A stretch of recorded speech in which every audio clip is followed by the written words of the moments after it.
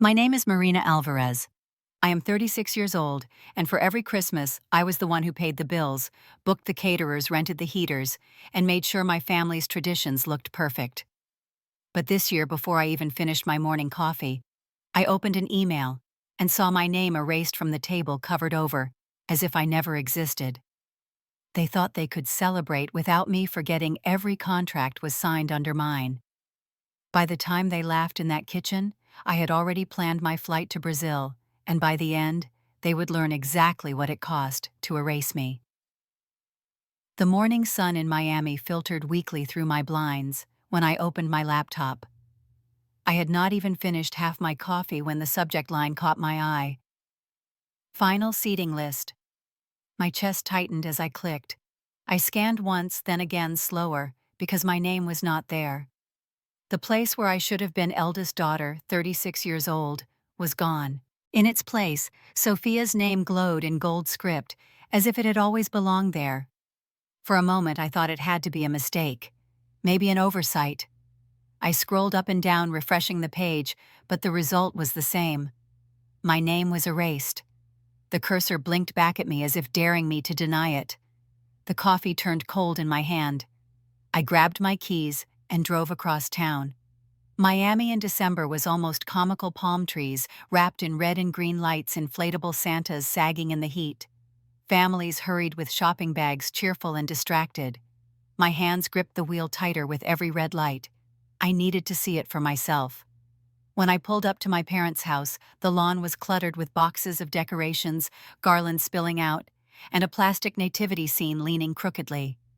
Inside, the sharp sweetness of cinnamon candles clashed with the bite of cleaning solution.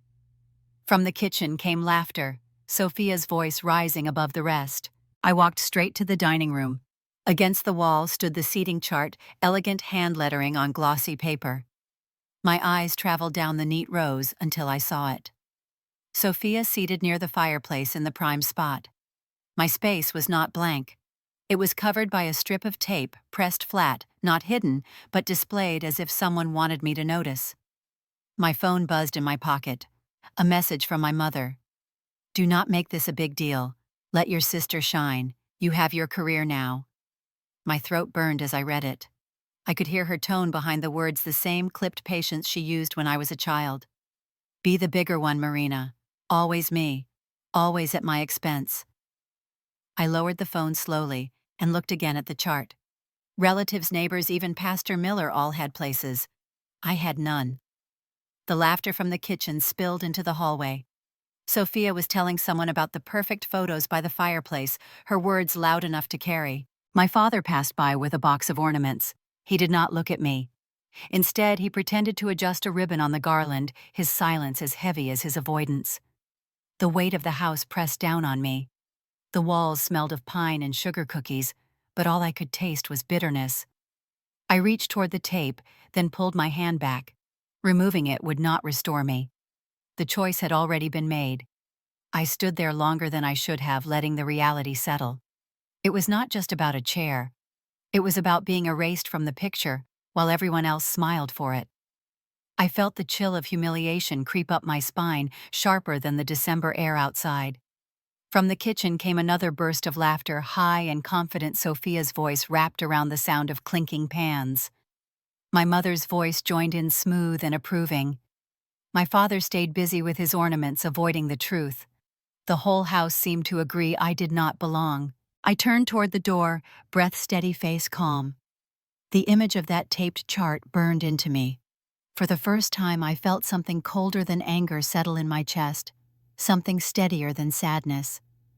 And as I walked out into the Miami heat, one thought cut through the noise. Every year before this one, I had been the one who made Christmas happen. I used to start my December mornings before the sun was even up, sitting at this same kitchen counter with a binder full of contracts and delivery schedules.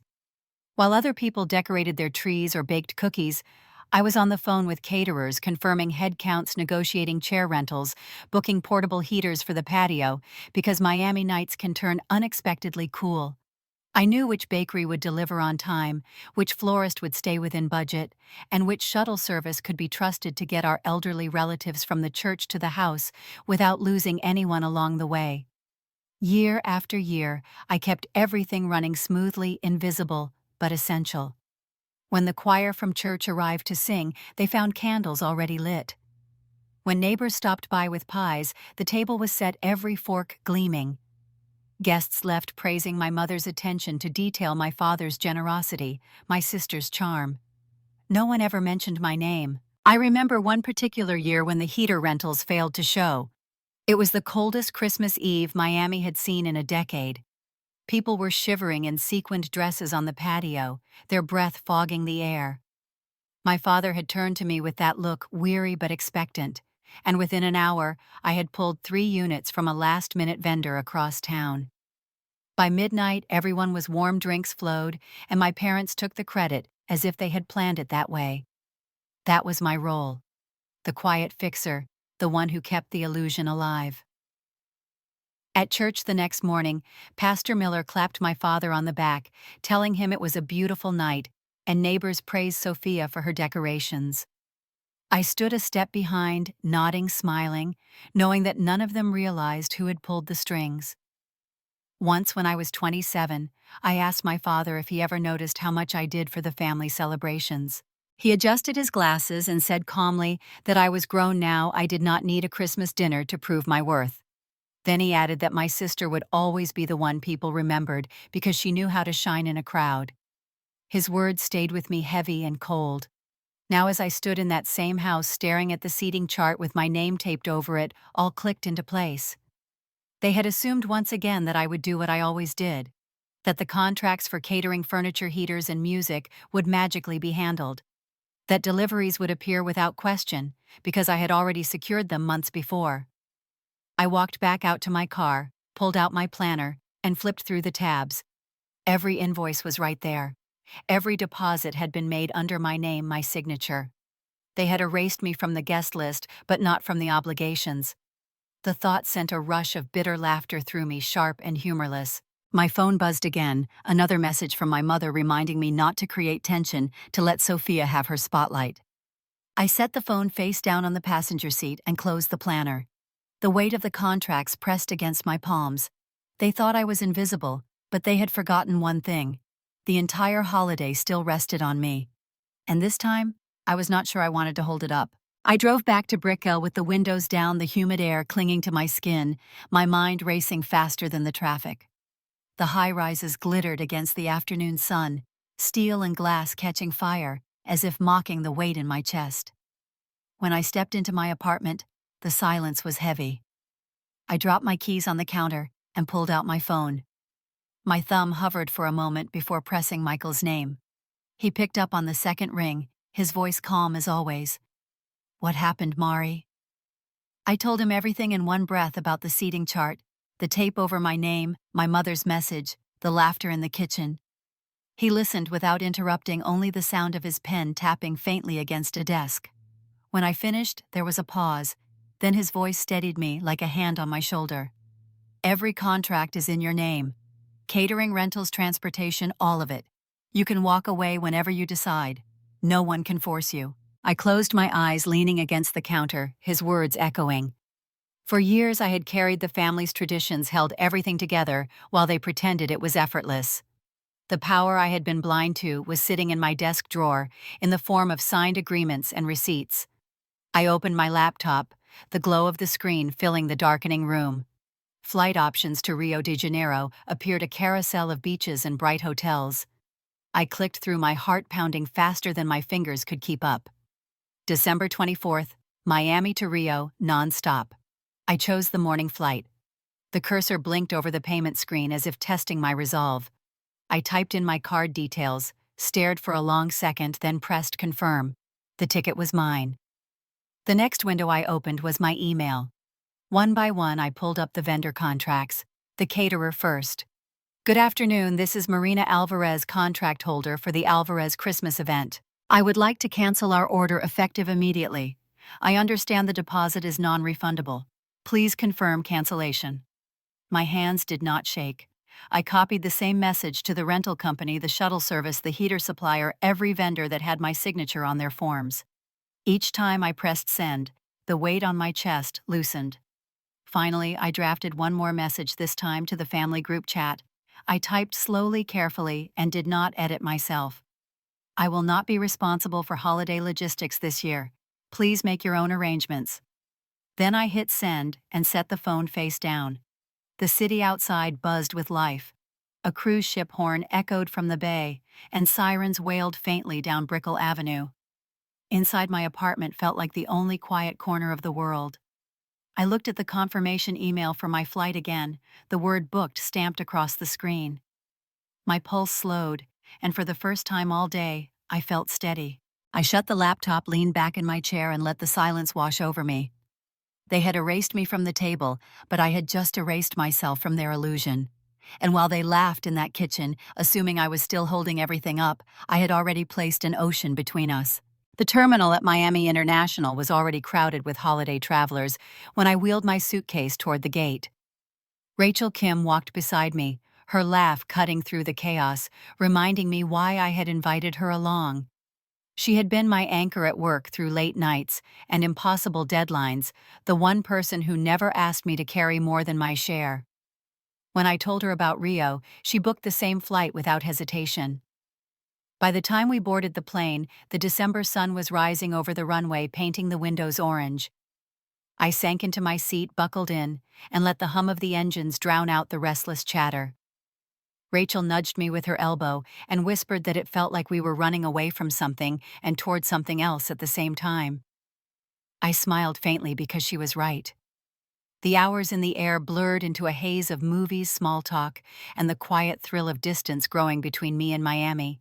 When the captain announced our descent into Rio de Janeiro, I looked out the window and saw the coastline stretch like a ribbon of gold waves glittering in the sunlight. The sight pressed against my chest until I could hardly breathe. The moment we stepped into the resort lobby, staff greeted us with chilled drinks and practiced smiles. My eyes lifted to the massive windows opening out to the ocean. Blue on blue, endless and shimmering. I signed the papers, accepted the key card, and let the bellman wheel our bags to the suite. Inside, floor-to-ceiling glass filled the space with light. The balcony looked straight out onto the Atlantic, the sound of waves rolling in as if to welcome me. I opened the sliding doors, stepped into the warm air, and let the salt cling to my skin. Rachel leaned against the railing and said softly that she had never seen me look so unburdened. I laughed, almost surprised by the sound.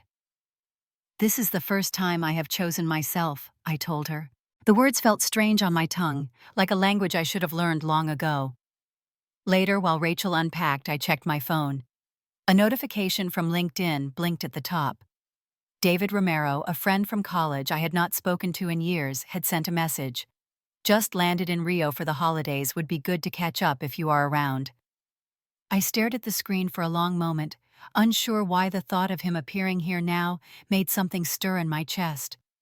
I slid the phone back onto the table without replying, not yet. That evening we walked down to the poolside bar. The sky was streaked in pink, the air heavy with the scent of grilled seafood. I ordered a cocktail the color of coral condensation dripping down the glass. I lifted it against the horizon and snapped a photo. I typed the caption with a small smirk. "Some parties do not need tables." Then I posted it knowing exactly who might see it. Almost immediately the family group chat lit up with messages. My phone buzzed on the counter screen, glowing with names I did not care to read. The vibration went on and on like a hornet trapped in glass. I picked it up, pressed mute, and set it face down again. Rachel raised her glass toward mine and said, "Cheers to freedom." I clinked lightly and let the silence of my choice settle between us. The waves beyond the pool shimmered in the twilight, steady and endless. I leaned back in my chair, watching the horizon blur into night, and wondered how long it would take for them back home to realize what my absence truly meant. Back in Miami, the Alvarez house glowed from the outside with string lights and candles in every window. But inside, the scene was unraveling. Relatives arrived expecting trays of food and music, only to find the tables bare. The caterer had never shown. The rental company had not delivered enough chairs, so cousins sat awkwardly on folding stools borrowed from neighbors. The patio was cold for December, the air damp enough that guests wrapped coats around their shoulders. The heaters that were supposed to hum in the corners were nowhere to be found. I was not there to see it, but I knew how it must have looked. My mother pacing with a tight smile, whispering excuses about delays. My father avoiding questions with his usual silence, pretending to check the lights on the tree. Sophia fluttering between rooms, her face flushed as she tried to keep the attention on her dress, her makeup anything but the empty serving platters. Neighbors exchanged glances, some whispering, others shaking their heads. People had driven across town, expecting the Alvarez Christmas to be what it had always been, seamless and abundant. Instead, there were mismatched plates, bowls of chips dumped on the table like an afterthought, a single ham pulled from the oven that was gone within minutes. The choir from church arrived late in the evening, voices ready to sing carols. They stood awkwardly in the living room as people shifted, trying to pretend the night still held warmth. When the last verse ended, several families excused themselves early, murmuring about other gatherings to attend. No one believed it. They left because the magic was gone. That night, word spread quickly. By morning, the talk around the neighborhood was less about the decorations and more about the collapse. Some said the family had run out of money. Others whispered about arguments behind closed doors.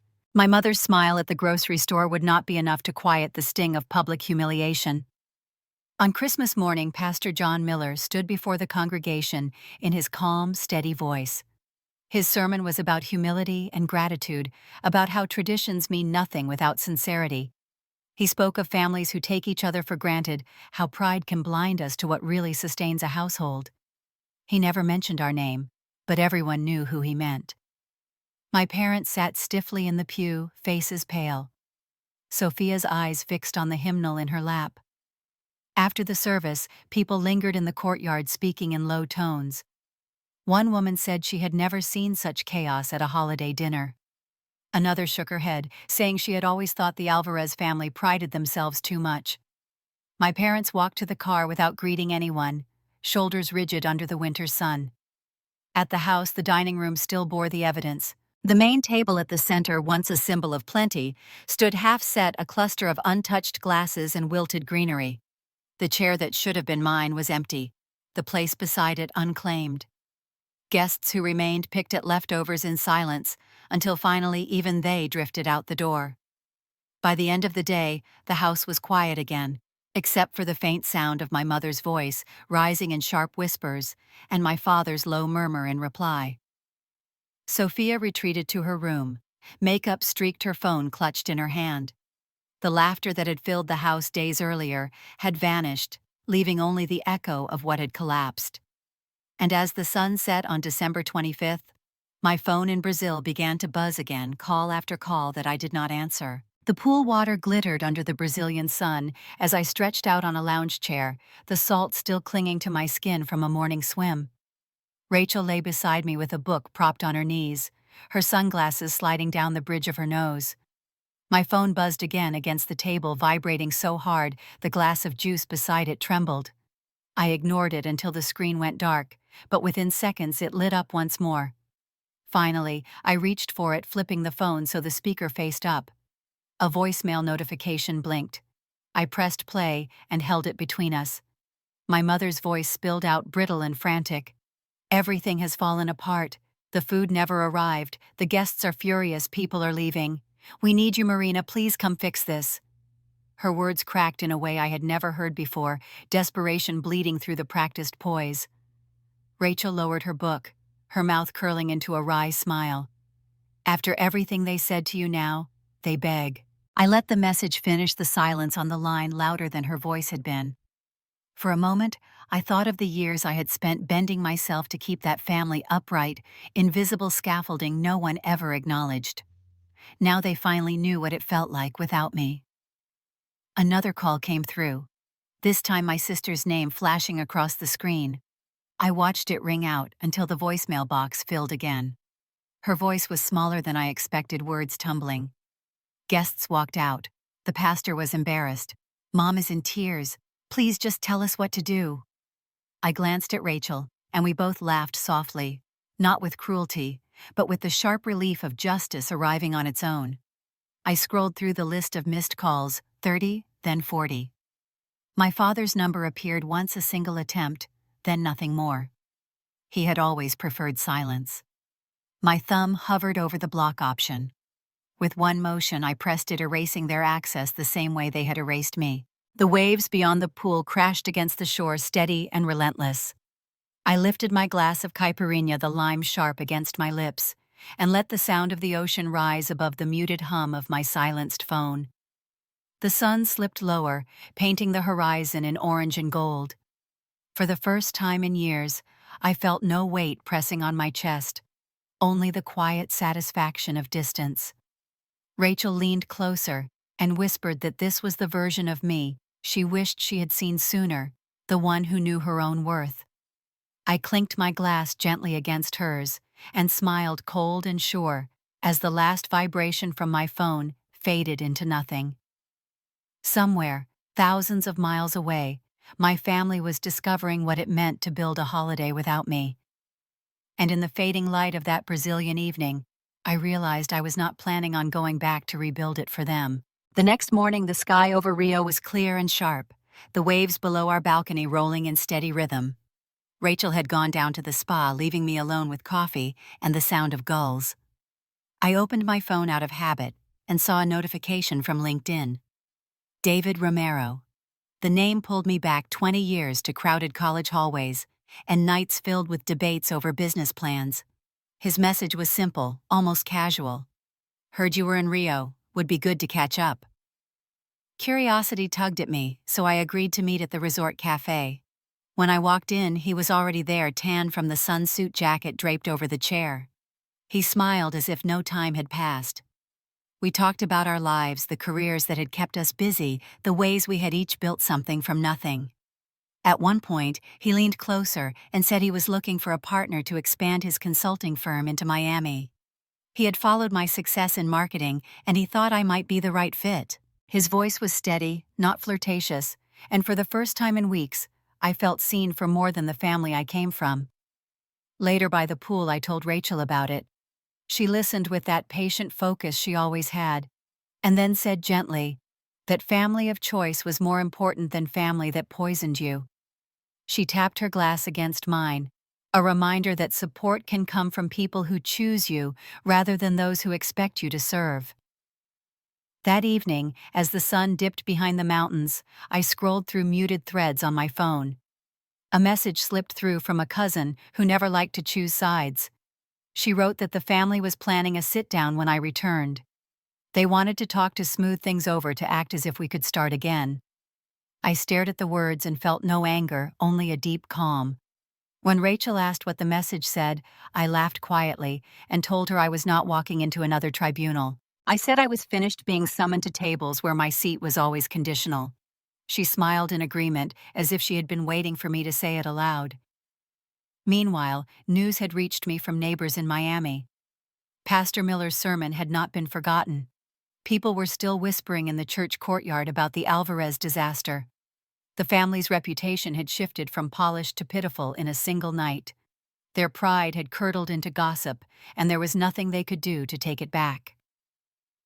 I sat on the balcony that night, the city lights of Rio flickering like stars against the dark water. My phone rested beside me, silent at last. The air smelled of salt and grilled fish drifting from the street below.